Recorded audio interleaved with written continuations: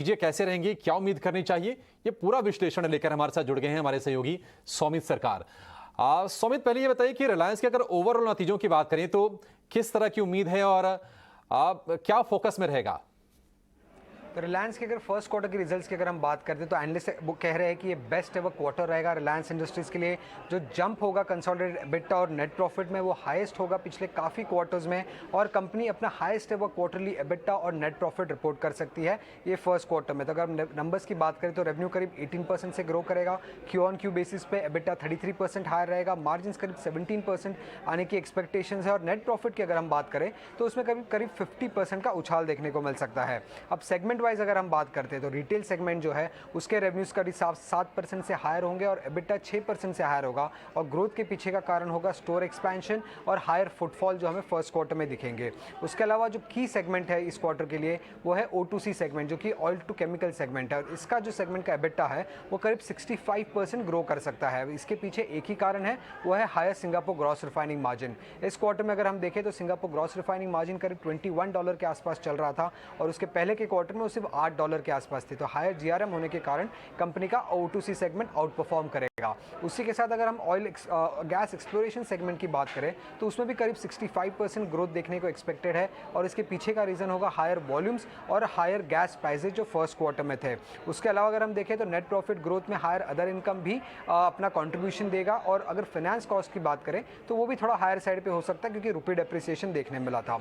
उसके अलावा कौन सी चीज़ों पर ध्यान रखनी होगी, पहले तो क्या मैनेजमेंट कॉमेंट्री आती है विंडफॉल टैक्स के इम्पैक्ट पे और जीआरएम्स में जो शार्प फॉल देखने को मिला है इस पे। उसी के साथ management commentary on revenue growth, digital side में, रिटेल साइड में कैसा रहा है, और कोई भी मैनेजमेंट कमेंट्री अगर न्यू एनर्जी बिजनेस पे आता है तो ये भी पूरे मार्केट की नज़र में रहेगा रिलायंस इंडस्ट्रीज के रिजल्ट के लिए।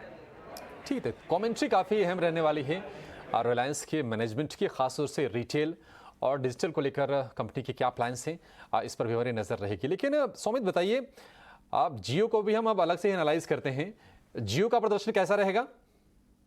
अगर जियो का क्यू ऑन क्यू बेसिस तो देखें तो थोड़ा नॉमिनल ग्रोथ एक्सपेक्टेड है। रेवेन्यू करीब 4% से हायर होगा, एबिटा 5% से ग्रो करने की एक्सपेक्टेशंस है। एबिटा मार्जिन जो है वो करीब 50.6% के आसपास आ सकते हैं, और जो नेट प्रॉफिट ग्रोथ है वो सिर्फ 7% का एक्सपेक्टेड है। अब जो की नंबर है जियो के लिए वो है आरपू का नंबर, एवरेज रेवेन्यू पर यूज़र, वो करीब 4% से ग्रो कर सकता है on Q on Q basis, और जो सब्सक्राइबर बेस है वो भी थोड़ा सा बढ़ सकता है इस क्वार्टर में, और करीब 41.6 करोड़ के आसपास आने की एक्सपेक्टेशंस है। अब याद रखिएगा इस क्वार्टर में जो भी ग्रोथ देखने को मिल रहा है ये सब्सक्राइबर एडिशन की वजह से, और जो रेसिडुअल बेनिफिट है टैरिफ हाइक जो पहले कंपनी ने लिया था उसका जो रेसिडुअल बेनिफिट आएगा फर्स्ट क्वार्टर में उसी कारण देखने मिल रहा है। अब पिछले 3 क्वार्टर से कंटिन्यूसली कंपनी की जो सब्सक्राइबर बेस थे वो डिक्लाइन हो रही थी, बट इस क्वार्टर में पहली बार हमें पिछले 4 क्वार्टर में एडिशन देखने को मिलेगा।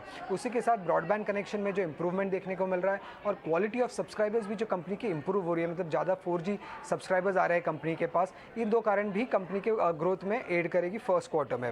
उसके साथ कमेंट्री पे जो ध्यान रखनी होगी वो ये है, पहले तो 5G केपेक्स पे क्या कंपनी कमेंट्री कर रही है, उसी के साथ फर्दर प्राइस हाइक लेने के क्या प्लान्स है, और जियो फोन जो कंपनी ने हाल ही में लॉन्च किया था उसकी कैसे ट्रैक्शन देखने को मिल रहा है मार्केट में, इन चीज़ों पे ध्यान रखनी होगी रिलायंस जियो के रिजल्ट पे। ठीक है, शुक्रिया सुमित इस जानकारी के लिए। तो आज जियो फोन को लेकर किस तरह का ट्रैक्शन आ रहा है उस पर हमारा फोकस होगा, और अगर आय की बात करें तो आय में 4% और मुनाफे में 7% की बढ़त का अनुमान है, और मार्जिन भी कंपनी एक्सपेंड करेगी, हालांकि ये बढ़त थोड़ी सी कम होगी, लेकिन एबिटा में 5% की हेल्दी ग्रोथ रिपोर्ट करेगी जियो।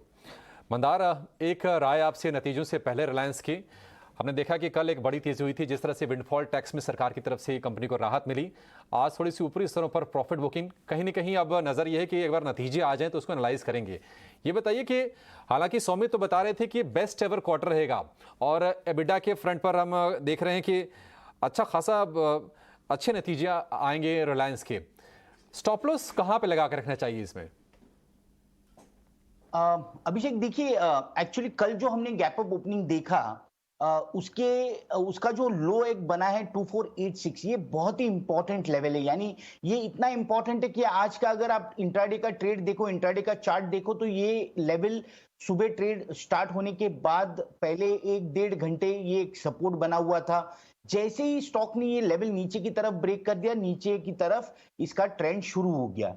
एक पॉजिटिव जो मुझे इसमें दिखता है कि ये जो आज जो इंट्राडे में डाउन ट्रेंड हमें देखने को मिला 1% नीचे है, लेकिन इसमें वॉल्यूम्स नहीं है, तो ये एक पॉजिटिव है। नीचे की तरफ जो मैं सपोर्ट इसमें देख रहा हूं वो 2450 के आसपास है, तो मुझे लगता है कि बायस जो है वो अभी भी पॉजिटिव है। और ये इसलिए कह रहा हूं क्योंकि अगर पिछले 2 हफ्तों का मूव देखते हैं तो 2 हफ्ते में तो ये स्टॉक एक रेंज में ट्रेड कर रहा था। जैसे ही ये विंडफॉल टैक्स का अनाउंसमेंट हो उसके बाद से जो एक गिरावट देखने को मिली, तो नीचे की तरफ जो इस स्टॉक ने एक बेस बनाया हुआ है 2370 से लेके 2450, इस तरीके का जो एक रेंज बना हुआ था, इस रेंज के तो ऊपर ट्रेड कर रहा है, तो ये एक पॉजिटिव बात है। तो अगर किसी को लॉन्ग पोजीशन लेनी हो तो मेरी राय रहेगी कि एक स्टॉप लॉस बनना चाहिए 2420 का, और ऊपर में अगर ये स्टॉक चलता है तो ये ऊपर में 2600 तक की लेवल्स के लिए एम कर सकता है। ठीक है, रिलायंस को लेकर ये व्यू, लेकिन